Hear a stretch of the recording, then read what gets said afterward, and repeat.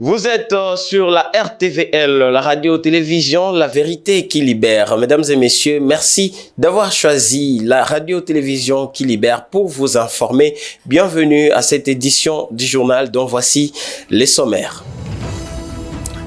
Ce n'est plus un mythe ni un secret pour quiconque. Le ministre d'État Constant Mutamba, l'actuel garde des Sceaux de la République démocratique du Congo, sera bel et bien poursuivi par la justice pour des présumés détournements des deniers publics. Cela a été décidé hier, dimanche 16 juin 2025, par les députés nationaux lors de la plénière où 322 députés nationaux ont voté oui à la demande du procureur général près la Cour de cassation. La pluie qui s'est abattue ce week-end dans la ville-province de Kinshasa a causé 18 morts au total et beaucoup de dégâts matériels dans plusieurs communes qui nécessitent l'intervention en urgence des autorités de la ville-province de Kinshasa. Et à l'église universelle pentecôtiste charismatique ministère des Affranchis, on célèbre la fête de la moisson. 50 jours de jeûne et prières sont en cours. Enseignements, délivrance et bénédictions sont au rendez-vous avec le prophète messager Emmanuel Dodi. Mesdames et messieurs, voilà tout pour l'essentiel de l'actualité. Les détails, c'est tout de suite. Bonsoir et bienvenue à cette édition du journal, mesdames et messieurs. Ouvrons-le avec les députés nationaux qui ont clôturé la session de mars hier dimanche 15 juin 2025. Le président Vital Kamerhe, président de cette chambre du Parlement, a dans son discours félicité les élus pour leur abnégation et sérieux tout au long de la session de mars et leur a souhaité de continuer le travail auprès de leurs bases respectives. Suivez ces reportages. À la chambre basse du Parlement, les portes de la session ordinaire de mars se sont fermées le dimanche 15 juin 2024, conformément à l'article 115 de la Constitution. Dans son discours de clôture, le président de l'Assemblée nationale, le professeur Vital Kamerhe, a félicité les élus nationaux pour l'assiduité, l'abnégation et le sérieux dont ils ont fait montre dans la production législative, le contrôle parlementaire, les travaux en commission permanente durant cette session marquée par la légifération tant qualitative que quantitative et un contrôle des membres du gouvernement et mandataires publics accentué. Les mots du speaker de la chambre basse, Vital Kamerhe, s'est également apaisanti sur la situation sécuritaire que traverse la République démocratique du Congo dans sa partie est. Condamnant avec force cette agression rwandaise, le speaker de la chambre basse du Parlement a appelé les députés nationaux à s'associer aux efforts du chef de l'État, Félix-Antoine Tshisekedi Tshilombo, dans la recherche du retour de la paix durable dans les zones occupées par les ennemis. Toujours dans son speech, le professeur Vital Kamerhe a vivement salué la diplomatie parlementaire entreprise par la chambre basse du Parlement. Il s'est réjoui de l'apport de celle-ci pour le retour de la paix en RDC. Aux députés nationaux, le président de l'Assemblée nationale, le professeur Vital Kamerhe, leur a souhaité un repos mérité et un travail continu auprès de leurs bases respectives pendant ces vacances parlementaires et une réflexion approfondie sur deux problèmes, à savoir la problématique de la gestion des déchets plastiques qui polluent les villes, empoisonnent les sols et bouchent les rivières, et la recrudescence du banditisme urbain. Signalons que, bien avant la clôture solennelle de cette session, la représentation nationale a salué la mise en place par les bureaux de l'Assemblée nationale des deux réseaux des députés, notamment les réseaux des députés nationaux FMI Banque mondiale et les réseaux des députés pour la cause du développement rural.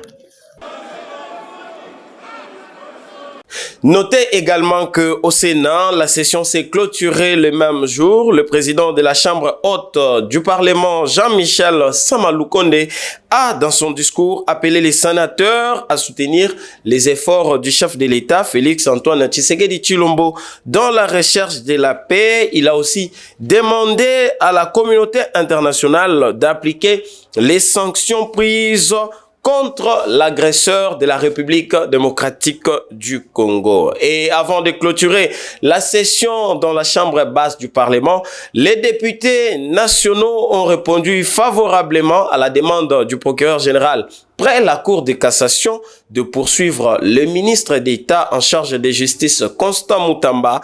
323 députés nationaux sur les 363 députés ont voté oui et laissent donc l'actuel garde des Sceaux entre les mains de Firmin Vondé, qui a interdit d'ailleurs ce matin au ministre d'État toute sortie du territoire national. Suivez. 322 sur 363 députés nationaux ont voté pour l'autorisation de poursuite contre Constant Mutamba, actuel ministre d'État en charge de la justice et des gardes de Sceaux en République démocratique du Congo, tel que sollicité par le procureur général près la Cour de cassation. 29 ont voté contre et 12 ont voté abstention. Cela s'est fait lors de la plénière tenue ce dimanche 15 juin 2025. Conséquence, la plénière a autorisé les poursuites judiciaires contre le ministre Constant Mutamba. L'article 166 de la Constitution, alinéa 2 et 3, la décision de poursuite ainsi que la mise en accusation de membres du gouvernement sont votés à la majorité absolue de membres composant l'Assemblée nationale, suivant la procédure prévue par le règlement intérieur. Les membres du gouvernement mis en accusation présentent leur démission. Résolution numéro 004 du 15 juin 2025 relative à la demande d'autorisation au fait de poursuite contre le ministre d'État, ministre de la Justice et garde de Sceaux, Constant Mutamba Tungunga. Par ailleurs, dans un communiqué publié ce 16 juin 2025, adressé au directeur général de la Direction générale des migrations DGM, le procureur général près la Cour de cassation, Firmin Vondé Mambo, informe que l'interdiction est prise conformément à l'article 83 de la loi organique régissant la procédure devant la Cour de cassation. Cela fait suite de l'autorisation de poursuite accordée par les députés nationaux. Et au ministère de la Santé publique, notez que la cérémonie de remise des médicaments antituberculés au ministre de la Santé publique Roger Kamba dans le cadre du programme national de lutte contre la tuberculose s'est déroulée ce lundi 16 juin 2025. Un lot de médicaments remis directement au directeur du PNLT devant les membres de la société civile ainsi que les partenaires à la santé. Agnès Kassaza et Exaucé Luchaka pour les détails. Les gouvernements congolais, par l'entremise du ministère de la Santé publique, attendent appuyer tout Congolais ayant une expertise dans les domaines de la santé. C'est dans ce contexte que le Programme national de lutte contre la tuberculose vient de réceptionner des lots de médicaments antituberculés produits localement par les laboratoires Fatskin.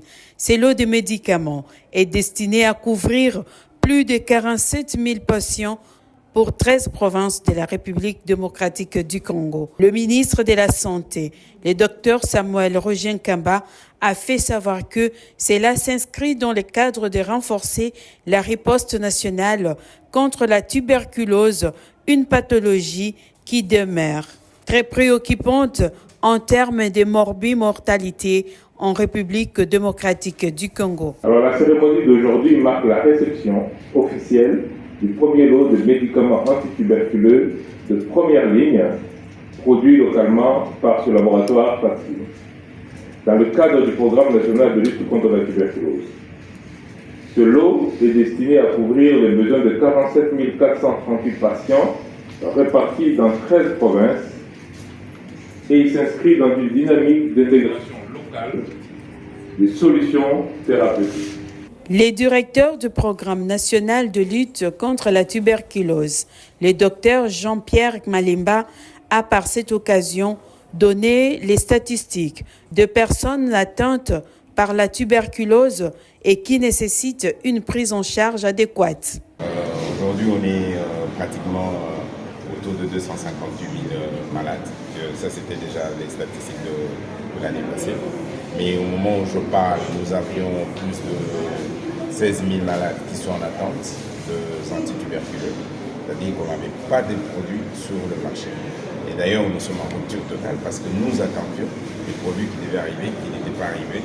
Donc, il y a un retard dans la fourniture, ce qui fait que ces médicaments qui nous arrivent à bon escient. Ces médicaments seront répartis pour 13 provinces de la RDC sur une statistique de plus ou moins 16 000 malades qui sont en attente de médicaments.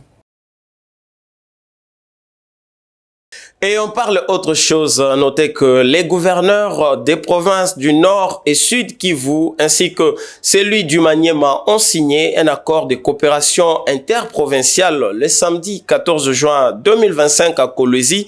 Cet accord vise à faciliter des projets communs dans plusieurs secteurs clés de la vie, incluant la sécurité, l'économie, l'environnement, les infrastructures, la santé ainsi que l'éducation. Bénédicte Maké nous en fait le point. Un accord de stratégie pour les développements du Sud Kivu, Nord Kivu et Maniema vient d'être signé à Kolwezi. Ensemble, ces trois provinces vont combattre la vente illicite de l'air minéré. Jean-Jacques Pourouzi, gouverneur du Sud Kivu, explique ici l'importance de cet accord. Nous avons décidé de nous mettre ensemble. C'est une initiative qui a commencé en janvier à Bukavu. L'idée, c'est de nous mettre ensemble pour essayer de faire face aux nombreux défis qui affectent la population du Sud Kivu, du Nord Kivu et du Maniema. Il y a un sérieux trafic illicite de nos minéraux. Selon nos calculs, le Grand Kivu réuni peut générer facilement 24 milliards de dollars américains par mois. Et tous ces minéraux nous échappent. 83% des minéraux qui sont exploités dans le Grand Kivu sont illégalement détenus. Au moins 750 kilos d'or de production par mois déclarés. Et donc, c'est des milliards de dollars américains qui nous échappent chaque année. Ces derniers soulignent les axes prioritaires pour les développements d'ici trois provinces. Avec cette stratégie, nous allons mutualiser nos forces de défense et de sécurité, nos contrôles sur nos frontières respectives. Nous allons renforcer les mécanismes de vérification de la perception des taxes. Et là, ça va nous permettre de générer de l'argent. C'est-à-dire, nous allons capturer cet or qui est en train de nous échapper, cette cassitérite, ce coltan, ce diamant. Et puis, nous voulons aussi renforcer la libre circulation des personnes et de biens, qui est un droit reconnu par notre Constitution. Les Sud Kivu, le Nord Kivu et les Maniema qui forment les Grands Kivu, cette région est d'une grande importance pour la République démocratique du Congo en raison de sa richesse naturelle, de sa diversité culturelle et de son rôle stratégique. On en parle également, la béatification de Bwana Thui. L'Église catholique de la République démocratique du Congo a un autre bienheureux. Il s'agit de Floribert Bwana Thui. C'est lui qui a été béatifié le 15 juin 2025 à Rome, en Italie. Ce martyr tué à Goma pour avoir intercepté un garnison de riz nocifs pour la santé en provenance du Rwanda, alors qu'il n'était que agent à l'Office congolaise de contrôle. Suivez Agnès Kassaza. Il a été béatifié le dimanche 15 juin 2025 à Rome, en Italie. Les Congolais Floribert Bwana Thui, tué pour avoir bloqué l'entrée contre corruption d'une cargaison de riz avarié en provenance du Rwanda destinée à la consommation à Goma. Ce Congolais âgé de 26 ans était un agent de l'Office congolais de contrôle OCC qui avait refusé d'autoriser l'entrée à Goma du riz nocif à la santé et résisté à plusieurs milliers de dollars américains lui proposés par les importateurs qui venaient du Rwanda. Les Congolais martyrs Bwana Thui avaient été tués à Goma dans la nuit du 7 au 8 juillet 2007 après avoir été enlevé par les occupants d'une voiture et son corps sans vie a été retrouvé 2 jours après. Si aujourd'hui nous célébrons ici à Rome sa béatification, vous le savez, c'est parce que malheureusement, à Goma, les conditions ne sont pas réunies, les conditions de sécurité et de tranquillité. Par ailleurs, Floribert espérait pouvoir faire un jour un pèlerinage à Rome. Et ainsi, d'une certaine manière, aujourd'hui, c'est l'accomplissement spirituel de son désir par cette célébration de ce jour.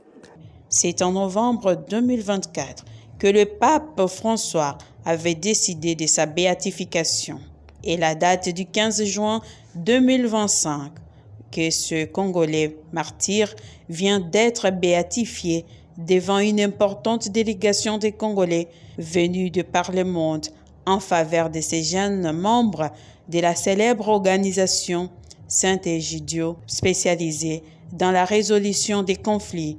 Nous accueillons cette béatification comme un appel fait aux fidèles catholiques congolais et à toute personne de bonne volonté à plus d'engagement pour davantage de transparence dans la gestion de la chose publique, de justice, de paix dans la foi et la confiance au Christ ressuscité.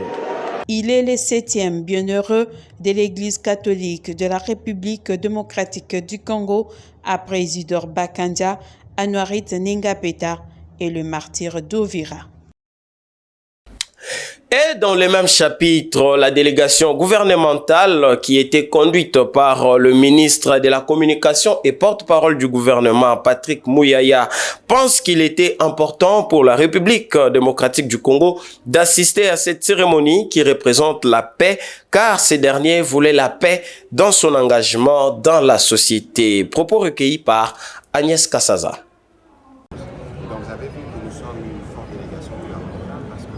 La ministre des Droits humains a porté le dossier en Conseil des ministres et le président de la République a estimé qu'il était essentiel pour nous de faire les déplacements de Rome à côté de sa communauté Saint-Egidio, mais aussi de tous les frères et fidèles catholiques pour assister à cette messe de béatification qui vient reconnaître un parcours, reconnaître un engagement.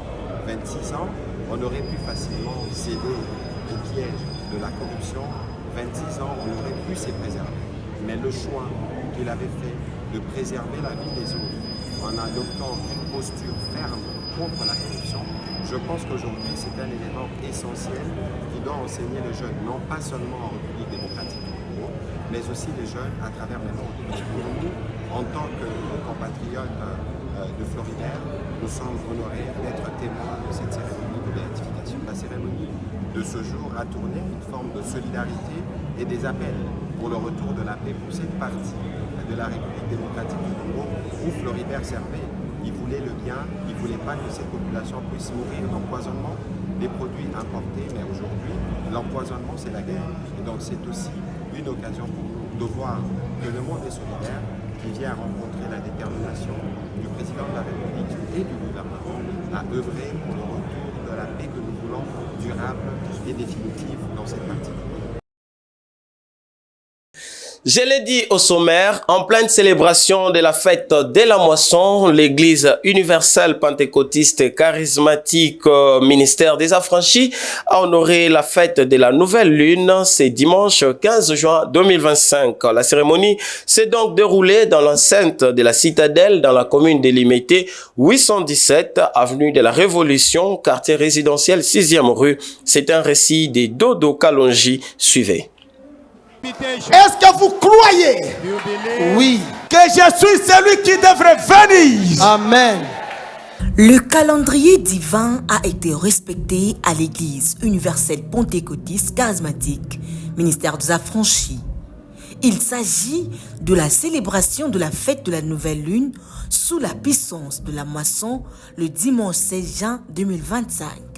Venus de partout, les fidèles mobilisés ainsi que motivés ont approuvé leur joie en rapport avec cette fête de la nouvelle lune qui vient donner solution à chaque problème, quelle que soit la résistance.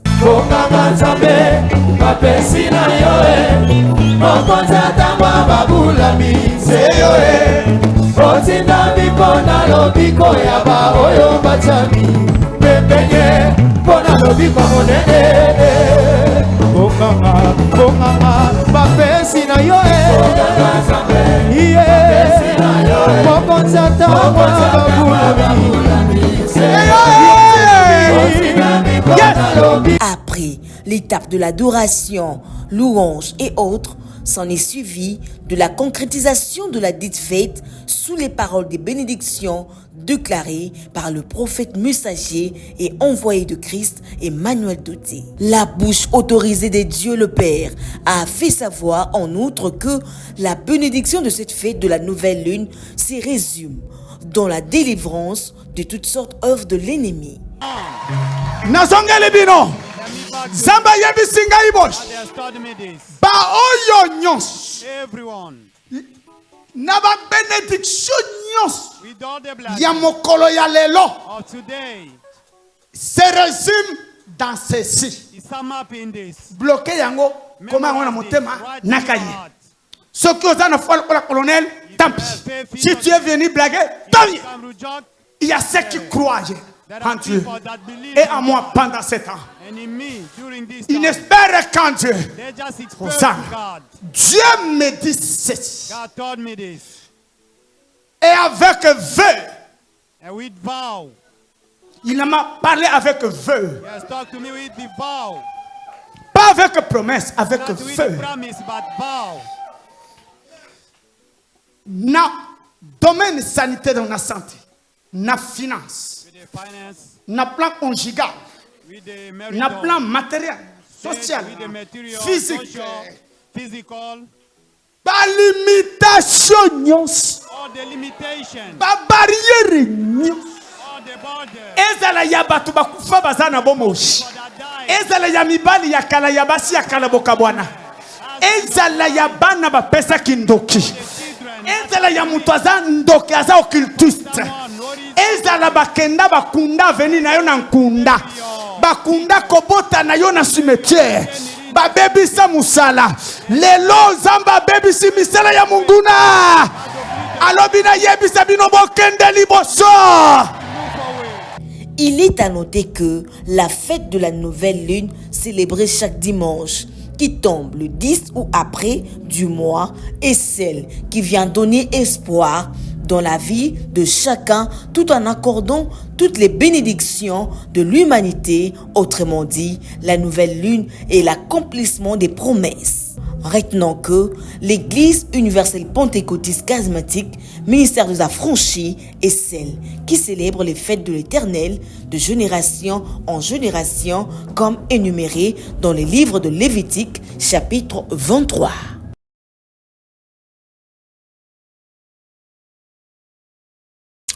Restons dans le même chapitre. Notez que les travaux de la cellule de l'église universelle pentecôtiste charismatique de Sangamamba dans la commune d'Ngalema vont bon train. Il ne reste que les petits travaux de finissage. Le pasteur Dieudonné Ilunga appelle les fidèles de l'EUPC Sangamamba de se joindre à lui pour l'avancement de l'œuvre de Dieu. Le Père, l'inauguration de cette cellule est donc prévue au mois d'août prochain. Suivez les commentaires de Afi Mundi et Christian Sekanano.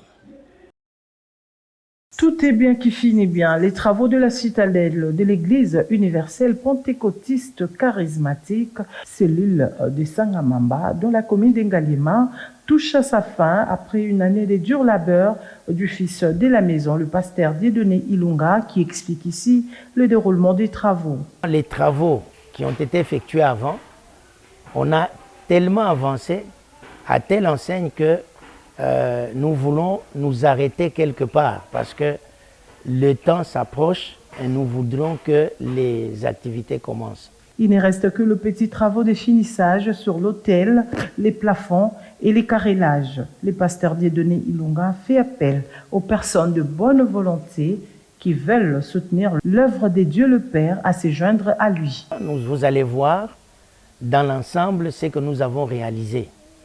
Et nous demandons aussi, c'est une sorte d'alerte, nous demandons aussi aux autres frères, des affranchis, des bonnes volontés, comme d'autres nous ont aussi aidés à contribuer de leur contribution pour que nous puissions aussi réaliser certaines choses. Il faut dire que cette œuvre est le fruit de l'appel du visionnaire de l'EUPC, le prophète messager Emmanuel Dodi, qui a encouragé tout le pasteur du ministère des Affranchis de créer une cellule de prière dans sa commune de résidence afin de gagner les âmes pour le Seigneur et de se montrer productif, selon le livre de Matthieu, chapitre 25, versets 15 à 16. Signalons par ailleurs que la dédicace de cette citadelle de Sangamamba est prévue pour le 16 août prochain. Autre sujet annoncé dans les sommaires, Kinshasa a été endeuillé par des inondations meurtrières dans la nuit du 13 au 14 juin dernier, causant au moins 18 morts dans la commune d'Engaliema, principalement dans les quartiers Moussaï. Des maisons se sont effondrées, emportant des familles entières, tandis qu'une personne a été électrocutée, tentant de prévenir d'autres personnes. Cette pluie diluvienne a également endommagé l'avenue Okito à Mbinza Pigeon, où cette avenue a été coupée et mise à nu un tuyau de la régie des eaux. Suivez ces reportages signés Merveille Kanyamina. Ces drames remettent une fois de plus en lumière la vulnérabilité de la ville de Kinshasa face aux pluies diluviennes et au manque criant d'aménagement urbain. Chaque saison, des pluies apportent son lot de victimes et de destructions, conséquence d'une urbanisation anarchique, de l'absence des canalisations efficaces d'eau et des constructions dans des zones à risque. Au quartier Moussaï, comme à Mbinza Pigeon, les dégâts humains et matériels ont été visibles. Une urgence pour les autorités de repenser à la gestion des eaux et à la protection de la population pour éviter de telles tragédies n'arrivent à chaque pluie. Mesdames et messieurs, c'est la fin de cette édition du journal. Si vous nous avez suivis en cours, voici donc le rappel des titres. Ce n'est plus un mythe ni un secret pour quiconque. Le ministre d'État Constant Mutamba, l'actuel garde des Sceaux de la République démocratique du Congo, sera bel et bien poursuivi par la justice pour des présumés détournements des deniers publics. Cela a été décidé hier, dimanche 16 juin 2025, par les députés nationaux lors de la plénière où 322 députés nationaux ont voté oui à la demande du procureur général près la Cour de cassation. La pluie qui s'est abattue ce week-end dans la ville-province de Kinshasa a causé 18 morts au total et beaucoup de dégâts matériels dans plusieurs communes qui nécessitent l'intervention en urgence des autorités de la ville-province de Kinshasa. Et à l'église universelle pentecôtiste charismatique ministère des Affranchis, on célèbre la fête de la moisson. 50 jours de jeûne et prières sont en cours. Enseignements, délivrance et bénédictions sont au rendez-vous avec le prophète messager Emmanuel Dodi.